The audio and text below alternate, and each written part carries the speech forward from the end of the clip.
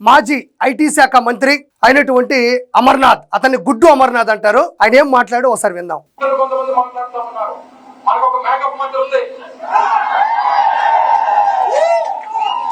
ఇక్కడ అమర్నాథ్ చాలా దౌర్భాగ్యమైన మాటలు మాట్లాడాడు. హోమ్ మినిస్టర్ అనిత గారి గురించి రాజకీయంగా మాట్లాడాలి, లేదంటే లోటుపాట్లు ఉంటే మాట్లాడాలి, ఏదైనా అవినీతి ఉంటే మాట్లాడాలి, లేదా అసత్య ప్రచారాలు ఉంటే ఖచ్చితంగా మాట్లాడాలి, అందులో తప్పులేదు. రాజకీయంగా ఎదుర్కోవాలి కానీ మనకి మేకప్ మంత్రి ఉంది అంటున్నారు. అలా మాట్లాడొచ్చా? తప్పు కదా. మేకప్ మంత్రి అంటే అనిత గారి గురించి మాట్లాడేటువంటి మాటల్లో ఎలాంటి తప్పుడు మాటలు మాట్లాడో ఒకసారి వినండి. మేకప్ మంత్రి మరి 2019 నుంచి 2024 మధ్యన మేకపోతు మంత్రి ఉండేది. మేకపోతు మంత్రి ఉండేవాడు ఎవరు? మన గుడ్డు అమర్నాథ్. ఆ మేక రాగాకులు తినేది కాదు, జామాకులు తినేది కాదు, వేపాకులు తినేది కాదు, మామిడాకులు తినేది కాదు, పచ్చగడ్డి తినేది కాదు, కేవలం గ్రావిల్, మైన్స్, వైన్స్, ఇసుక మాత్రమే తినేది. ఇది ఇక్కడ ఉన్నది అవినీతి మేక, ఎదురుగా ఉన్నది రాక్షస మోక. చూడండి, ఇక్కడ మహిళ ఉన్నారు, ఇక్కడ మహిళ ఉంది, ఎదురుగా మహిళలు ఉన్నారు. వాళ్ళు కూడా క్లాప్స్ కొడుతూ దాన్ని సమర్థిస్తున్నారు. అంటే ఈ రాజకీయం ఎలా వెళ్తుంది? సమయం సందర్భం లేకుండా, వెనక ముందు లేకుండా, రాజకీయానికి ఎదురుగా మాట్లాడలేక ఎంత తప్పుడు మాటలు మాట్లాడుతున్నాడో ఒకసారి వినండి. పోనీ అనిత గారు ఏమన్నా అలా మాట్లాడినారా? ఒకసారి అందు ముందు వీడియోలు కూడా చూడండి. మీరు ఏం మాట్లాడుతున్నాడో. మేకపోతు మంత్రి ఇక్కడ చూడండి.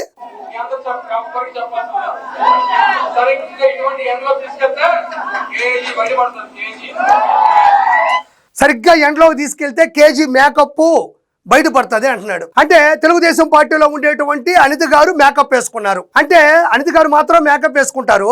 వైఎస్ఆర్సీపీలో ఉండే వాళ్ళందరూ టీ కప్పు, ఇంటి పై కప్పు వేసుకుంటారు. వాళ్ళు మేకప్ వేసుకోరు. ఆడవాళ్ళకి అలంకారం, బొట్టు పెట్టుకోవడం, లేదంటే పౌడర్ రాసుకోవడం, కాటుకు పెట్టుకోవడం, లిప్స్టిక్లు అనేటివి, వాళ్ళకి అది అలంకారం. అది మాట్లాడే నీకు అహంకారం. అలంకారం మీద నీ అహంకారం ఎందుకు?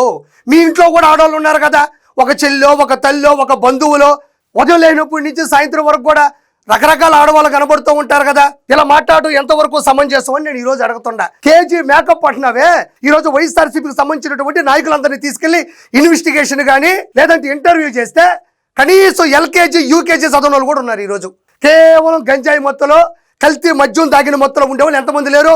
ఈ రోజు కేజీ మేకప్ కాదు, ఎల్కేజీ యూకేజీ చదవని బడవ రాసుకెళ్ళి కూడా ఈ రోజు వైఎస్ఆర్సీపీలో చలామణి చేస్తున్నారు. ఈరోజు నేను మాట్లాడుతూ ఉండా. అక్కడ ఏం సందర్భం ఉంది, ఏం సమయం ఉంది, ఎందుకు అంత తీరిగా మాట్లాడాలి? ఉంది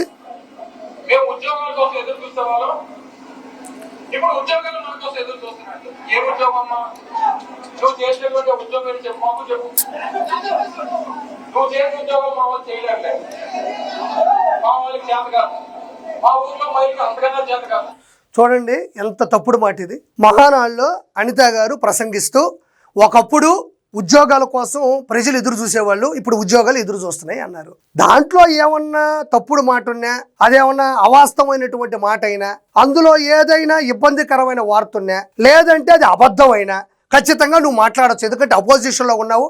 ఖచ్చితంగా ఎవరేదో మాట్లాడినా ఖచ్చితంగా అది రాజ్యాంగంలో హక్కు కూడా ఉంది. దేనైనా మనం ప్రతిఘటించవు. అది తప్పు అంటే ప్రజలకు తెలిసేలా కూడా చేయొచ్చు. ఇవన్నీ ఎందుకు?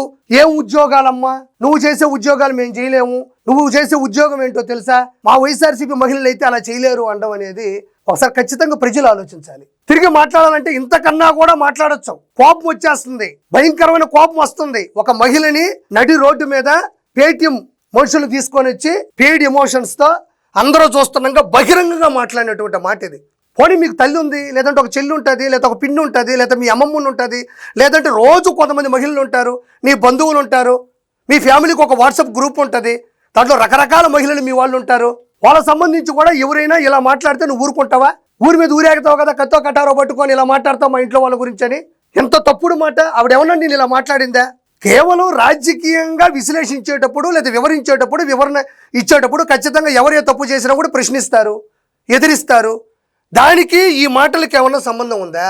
మనం ఆల్రెడీ గెలిచిన పార్టీ మీద గెలవాలంటే ఇది పద్ధతా? పోనీ ఇలా మాట్లాడటం వల్ల నీకేమన్నా ఓట్లు పడతాయా? అసెంబ్లీలో వల్లభనేని వంశీ ఇలా మాట్లాడటం వల్లే కదా ఈరోజు రాజకీయంగా వైఎస్ఆర్సీపీ పార్టీ అంతా దిగజారిపోయింది.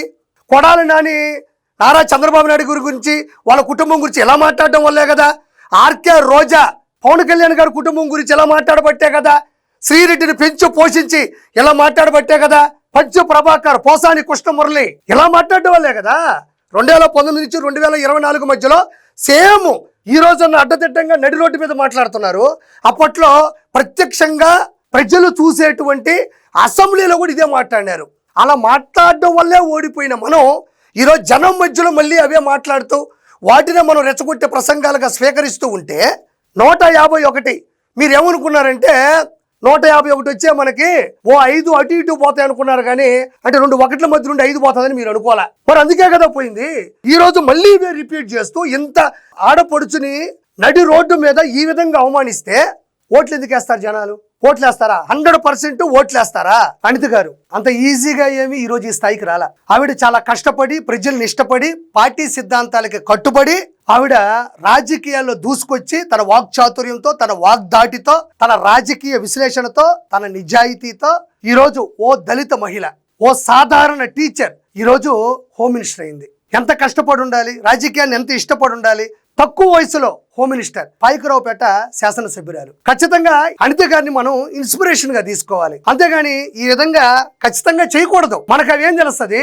కాబట్టి నేను చెప్పేది ఒకటే, ఇది ఎంత దౌర్భాగ్యమైన మాటలో మీరు అర్థం చేసుకోవాలని నేను మరోసారి గుర్తు చేస్తున్నా. ఇదే అమర్నాథ్ గాజువాక నుంచి 2024లో పోటీ చేశాడు. అతిపెద్ద మెజారిటీ పల్లా శ్రీనివాసరావు గారిది 95,235. మరి పల్లా శ్రీనివాసరావు గారికి అంత మెజారిటీ వచ్చిందంటే ఆయన మీద ఎంత ప్రేమ ప్రజలకు ఉందో అని ప్రత్యేకంగా చెప్పనక్కర్లేదు. కానీ ఆయనకి అవతల పక్క నిలబడింది ఎవరు? ఎవరికి బ్రతక తెలియదు అనుకుంటా. ఈ మహానుభావుడు మాజీ ఐటీ శాఖ మంత్రి గుడివాడ అమర్నాథ్ గాజువాకలో పోటీ చేశాడు. పల్లా శ్రీనివాసరావు గారి చేతిలో చిత్తుగా ఓడిపోయినాడు. అత్యధిక మెజారిటీ గాజువాకలో పల్లా శ్రీనివాసరావు గారి రాష్ట్ర వ్యాప్తంగా అయితే నీచంగా 95,235 ఓట్ల తేడాతో ఓడిపోయినటువంటి చరిత్రహీనుడు ఎవరైనా ఉన్నాడు అంటే అది అమర్నాథ్. ఇతన్ని ప్రజలు చీకొట్టిన తర్వాత ఇతను మానసిక వ్యాధితో బాధపడుతూ ఏం మాట్లాడుతున్నాడు అర్థం కాక కష్టపడి పైకి వచ్చినటువంటి అనిత గారి గురించి మాట్లాడినటువంటి అనుచిత వ్యాఖ్యలు ఏ విధంగా ఉన్నాయో మీరే అర్థం చేసుకోవాలి. ఈ రోజు జనాలు ఒకటే అనుకుంటున్నారు, ఇది ఖచ్చితంగా వినాలి. 4-5 మాట్లాడుకుంటుంటే విన్నా. ఇప్పుడు చూడండి, ఈ అమర్నాథ్ మాట్లాడేటప్పుడు అనుచిత వ్యాఖ్యలు అమర్నాథ్ చేస్తున్నప్పుడు అక్కడ ఉన్నప్పుడు ప్రజలు అనుకుంటున్నారు అమర్నాథ్ ఈ వెనక భాగంలో వైఎస్ రాజశేఖర రెడ్డి గారు ఇలా ఉన్నారు, ఆయన ప్లేస్ లో మేము ఉండుంటే ఈ అమర్నాథ్ ఈ దౌర్భాగ్యపు మాటలు మాట్లాడేటప్పుడు దవడ మీద మింగుండేవాళ్ళం అని ప్రజలు అనుకుంటున్నారు. నేను కాదు. ఇక్కడ ఉన్నాడు కదా వైఎస్ రాజశేఖర రెడ్డి గారు, ఆయన ప్లేస్ లో మహిళలమి ప్రజలమి మేము ఉండి ఉంటే ఆ దౌర్భాగ్యపు మాటలు మాట్లాడేటప్పుడు ఈ అమర్నాథ్ దవడ మీద మెడ మీద ఒక్కటి మింగుండేవాళ్ళం అంటున్నారు ఈరోజు. కాబట్టి చూడండి ఎంత దారుణమైనటువంటి మాటలు ఇవి. ఖచ్చితంగా వెనకేసుకొని రాకూడదు, రాజకీయంగా ఎదుర్కోవాలి, రాజకీయంగా మాట్లాడాలి, నిలదీయాలి, ప్రశ్నించాలి. అంతే తప్ప ఈ విధంగా రెచ్చగొట్టే ప్రసంగాలు చేస్తూ దీన్ని వైఎస్ఆర్సీపీ నాయకుడు అధ్యక్షుడు దీన్ని వెనకేసుకొని రావడం అనేది ఎంతవరకు సమంజసం? సొంత చెల్లిని, కన్న తల్లిని, బాబాయ్ కూతుర్ని వీళ్ళందరికీ అన్యాయం చేసినటువంటి వ్యక్తి బయట ఉండే ఆడవాళ్ళకి న్యాయం చేస్తాడా, వాళ్ళని గౌరవంగా చూస్తాడా అని మరోసారి మీకు ఒకసారి గుర్తు చేస్తూ ఖచ్చితంగా దీని మీద చర్యలు తీసుకోవాలి. దీన్ని వెనకేసుకొని రాకూడదు. మహిళలు పూర్తి స్థాయిలో దీన్ని ఎదిరించాలి, ప్రశ్నించాలి, ఎండగట్టాలని కోరుకుంటూ నేను మీ ఆర్పీని.